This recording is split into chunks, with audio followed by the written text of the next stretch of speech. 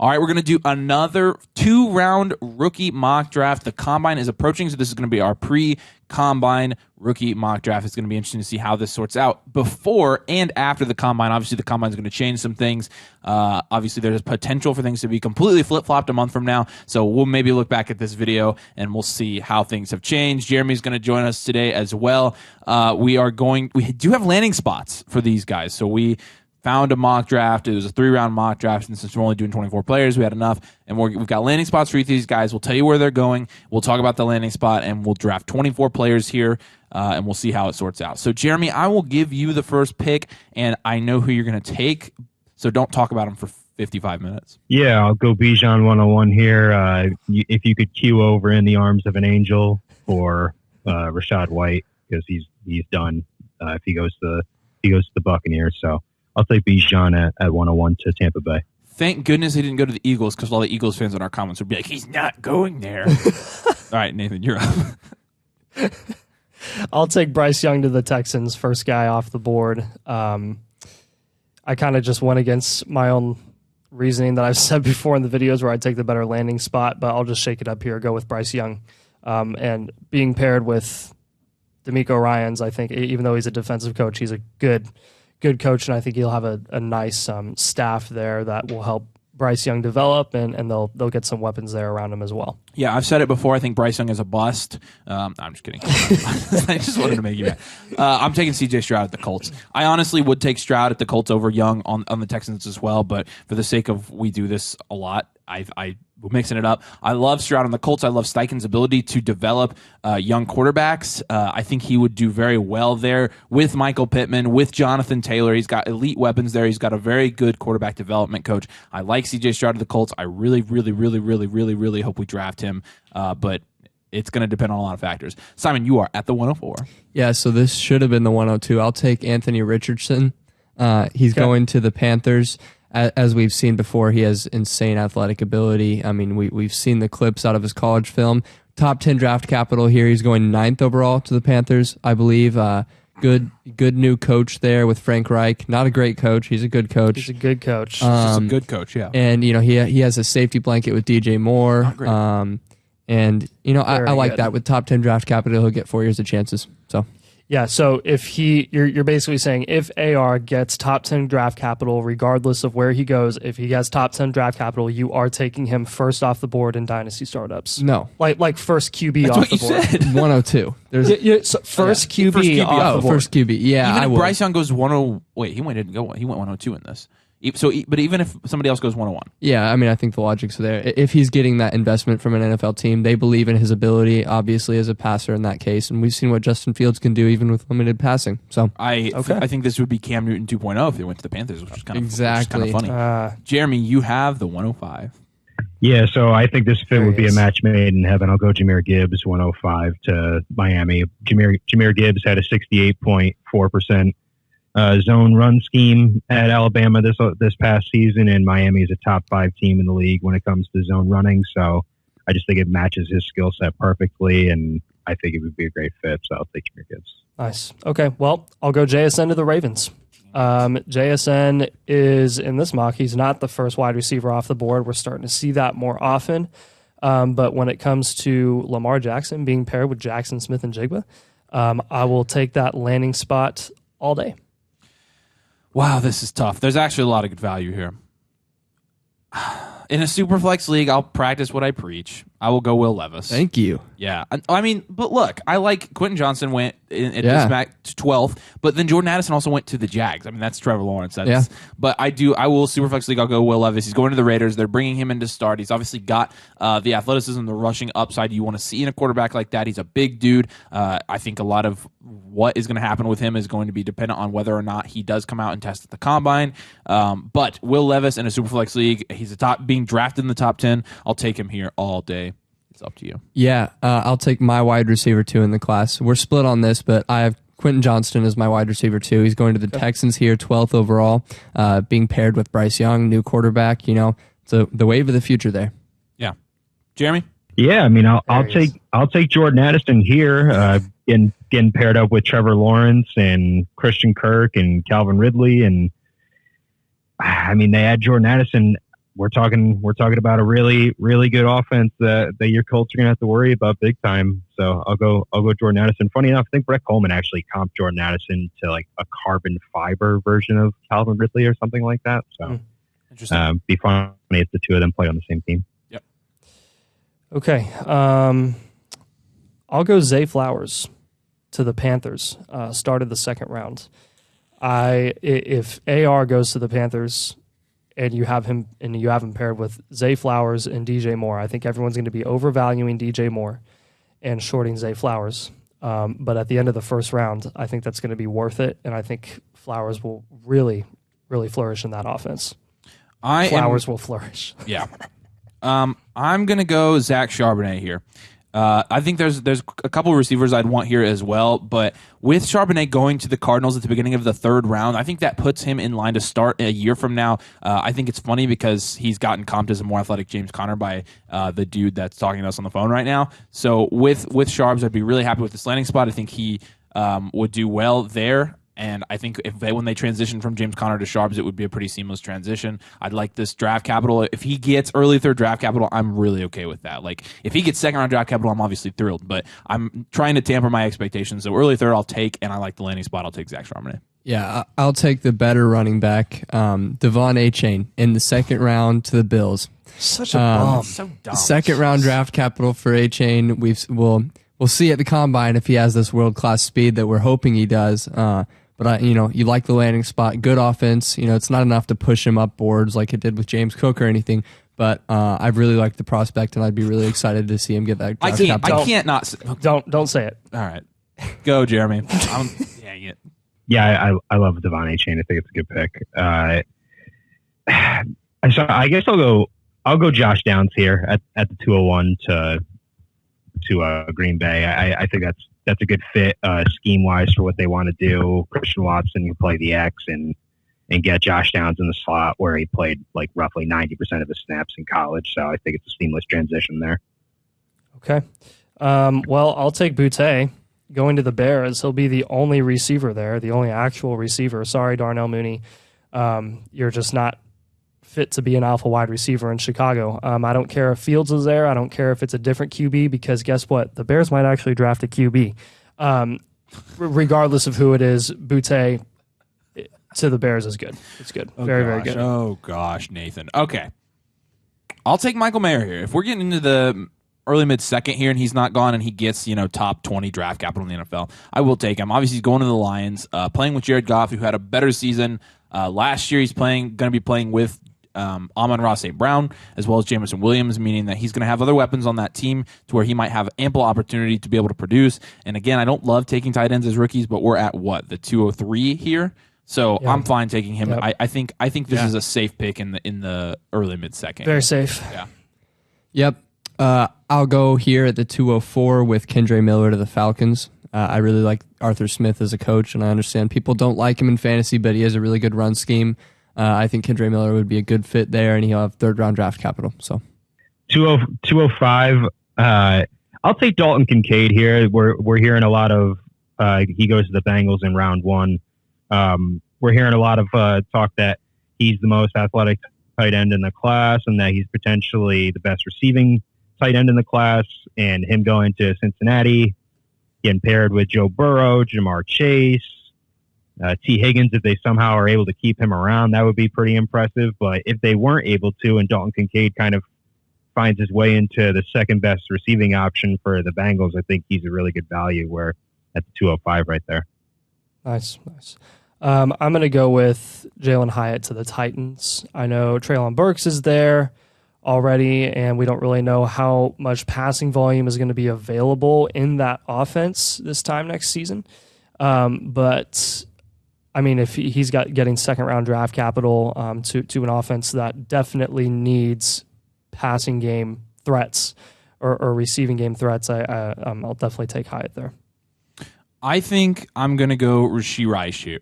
Rashee Rice. Nice. Got second-round draft capital on this going to the Giants. And the Giants are obviously in need of a wide receiver. Up to this point in the draft, they haven't taken another one, meaning they're bringing in Rashee Rice to have an impact immediately. One of Slayton, Hodgins, and who's the other dude there that? Richie James. Thank you. One of them is obviously not going to produce as much next year or have as much potential to produce. It's not going to be Richie James, that's for sure. So I'm going to take Rashee Rice. I think if they're drafting receiver help there, assuming they bring Daniel Jones back, that whoever that rookie receiver is going to be in a good spot to succeed pretty early in their career. Yeah. Speaking of Daniel Jones, we'll go to the next really good quarterback for a receiver. Parker Washington to the Chiefs here. Third round draft capital. Getting sucked in a little bit to the landing spot, but I like Parker Washington a lot. Getting that draft capital would say something about the Chiefs. You know, their best wide receiver, their biggest investment right now is Sky Moore, and that hasn't worked out so far. So Parker Washington would really have a chance to come in and claim his own. All right, I'll take one of the DD fanboys' favorite receivers in this class. I like Marvin Mims going to Cleveland here at the 209. We're talking about a guy that has one of the highest ADOTs in the class, and he goes to a team that doesn't really have a deep threat. Anthony Schwartz hasn't really worked out from Auburn, even with the track speed. So you have Amari Cooper working the intermediary. You got Javid Njoku working the seam, and now you got Marvin Mims on the outside who's able to kind of take the top off the defenses. So I think it's a really good pick schematically wise for Cleveland, and I like the value there. Nice. I'm going to go with Sean Tucker to Carolina. I thought I was going to take a different guy, but I'm going to go with Sean Tucker to Carolina. They don't have a running back there. They just don't. So if Sean Tucker gets that third round draft capital, which is very respectable for a running back, and no competition there other than Foreman and Chuba, which is not competition. Sorry, it's just not. Then I'll take him there for sure. I'll take Tyjae Spears going in the third round to the New Orleans Saints. I think there's a chance that Alvin Kamara doesn't play for an extended period next year, giving Tyjae Spears a chance to come out and kind of flash and show what he's made of. And if he does flash, his value is going to be worth a lot more than what is the 211, I think. So I'm willing to take a chance on Tyjae Spears here. I also like Musgrave at the beginning of the second to the Saints, assuming that's who you're going to take. But at the same time, again, I'll take the chance going to a team where he could potentially flash early in his career, and I'll take Tyjae Spears there. Yep, you hit it right on the head there. I'm going to take Luke Musgrave to the Saints. Obviously, Juwan Johnson he's not much. Who's the other guy? Adam Troutman there. Hill. Taysom Hill, yeah. We laugh. The Saints don't really have a tight end. So, take a young athletic tight end going in the second round. Why not? Into the second round. All right, we're only at 13 minutes, so we have a little bit of time to argue about some things. So, looking at some of these landing spots and how we're going to analyze these, I'm genuinely curious why you think Devon Achane to the Bills would be a good landing spot, because we've seen this every single time they draft a running back. It's like, it's a great landing spot. He was not pushed up by the landing spot there. He got the draft capital. No, I know, but you said it was a good landing spot. I mean, it's not a bad landing spot. You said he was better than Sharps. And you said he was better than Sharps. Even though he was going at the very end of the second compared to the very start of the Devon third. Achane is a better running back than Zach Charbonnet. Okay. In my opinion, right now, pre-draft. I mean, in a year that could look horrible, but that's my shot. You do love your horrible takes sometimes. Jeremy, are you taking Achane over Charbonnet if Achane goes to the Bills? So, I mean, you guys know my running back rankings. I'm a huge Devon Achane stan. Love the guy. I think he's a great talent. Just because he's small doesn't mean he's not a good football player. I think he's an exceptionally good runner. I have Zach Charbonnet 2, Devon Achane 3. So I would still take Zach Charbonnet. I think he does more things well. Devon Achane has better elite traits. Can't argue that. No doubt about that. But I just think Zach Charbonnet is just plug and play running back that's going to get 220 carries, and he's probably going to get like 40, 50 targets in the backfield. He's just going to be a stack compiler. So I really like that. I think Zach Charbonnet, from the moment he gets drafted, is a top 15 dynasty asset at the running back position. I agree. The best part about that landing spot, though, if that actually happens, if Achane goes to the Bills, is you'll have to take your L on Achane or James Cook, or even both. It would just be awesome. Yeah, that would really suck. I love putting Jeremy in that position. That would make me so happy. But hey, it would be kind of fun though, like a 1-2 punch, like Devon Achane, James Cook. Like, does that mean James Cook is now the plotter? Like, he somehow has found a role to where he's the in between the tackles grinder, and now we're just using Devon Achane as the slasher. It would probably be the only player that they could bring in outside of like Deuce Vaughn and Keaton Mitchell, to where James Cook is now the bigger running back in the backfield, which would be which would be pretty funny. Yeah, I mean, you're just updating from Singletary to H-Chain, which is definitely a great upgrade for their what if they keep all three? For their offense. Sure. But I'll be the first one to admit that if A-Chain does go to the Bills, I think it would be really, really fun to see them have another running back that Josh Allen doesn't throw it to. Looking at some of the other landing spots here, a couple guys that didn't go, Darnell Washington, this is funny, went to Washington in the second round. He didn't get picked. Tanner McKee in this mock draft went to Seattle in the second round. We're not touching him there. He's not going to get to draft capital. If he somehow did, he's just Davis Mills again. I know. Theoretically, though, if this did happen, we would have to take Tanner McKee in the first 2 rounds of this, right? Like, right? I mean, yeah. I mean, if this actually happened, you have to follow that Hendon Hooker logic, because Hendon Hooker's been mocked to the second pretty consistently, and we've been taking him. We didn't see Hendon Hooker early second. We didn't see Hendon Hooker on this one. Hooker's a better QB than Tanner. I mean, what if we just flip that? What if we change McKee to Hendon Hooker to Seattle? Where would you take Hooker? A lot higher. That's the thing, though, is if it ended up being McKee instead of Hooker going there, trust the draft capital. You would have to take him. Trust the draft capital. Trust the NFL. That's true, but Tanner McKee does not offer nearly as much fantasy upside. So it doesn't really. I don't know. I mean, Hooker, I don't think Hooker offers an exponential amount more. Does Hooker offer more fantasy upside if he goes in the 4th round? No. I'm not saying I would take Hooker in the 4th round over Tanner McKee in the second. I just wouldn't take either. Tanner McKee is cheeks. He's so bad. He's like Davis Webb or something. It is funny. That's his comp. That is the one thing I looked at in this mock draft, and I'm like, I don't think I trust that at all. I guess I should have clarified this at the beginning, too. We did not pick these landing spots. No. So I think another one that is interesting to me, again, we talked about this, but if Bijan does go to the Tampa Bay Buccaneers, we were totally right about Rachaad White, which I still think it's possible that they draft a running back.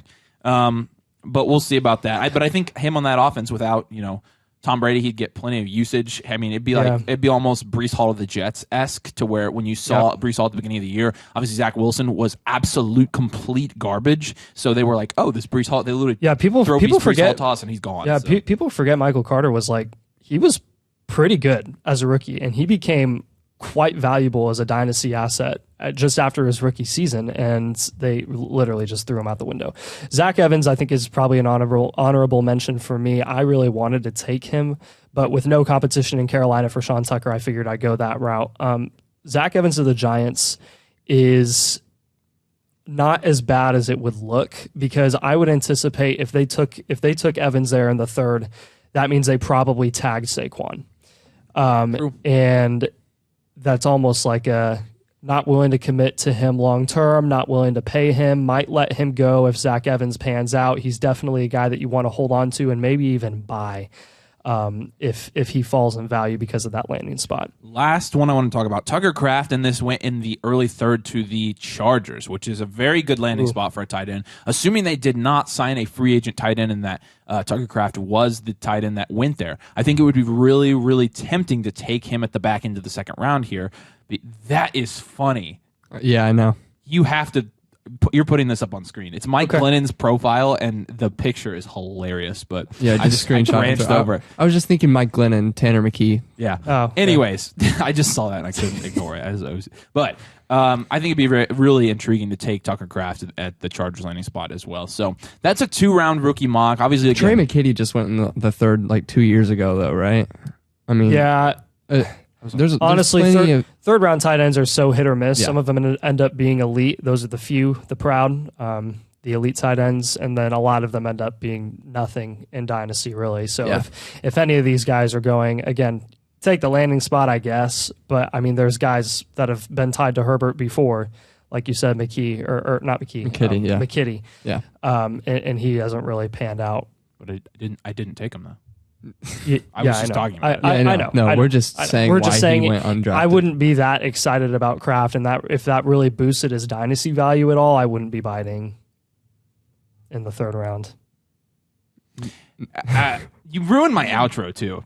2-round rookie mock. Again, things are going to change. This is pre-combine, so it's kind of interesting to see where things are going now. And it'll be interesting. I'm really interested to see how this is going to look in 2 weeks, because I think things will have shifted. Yeah. I think there will be new mock drafts we can look at with better landing spots. I think we're going to get some buzz from these prospects finally, and we can actually talk about something with substance instead of just guessing.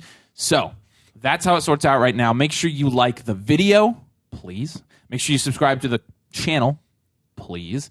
And make sure you check out our locals page as well. That's where you get access to our Discord. We're talking about things all the time on the Discord channel, giving trade advice, looking at our rankings, our ADP data, all sorts of things, including live streams, mock drafts, etc. So make sure you head out there as well. As always, we appreciate each and every one of you. Thanks for joining us, and we'll see you later.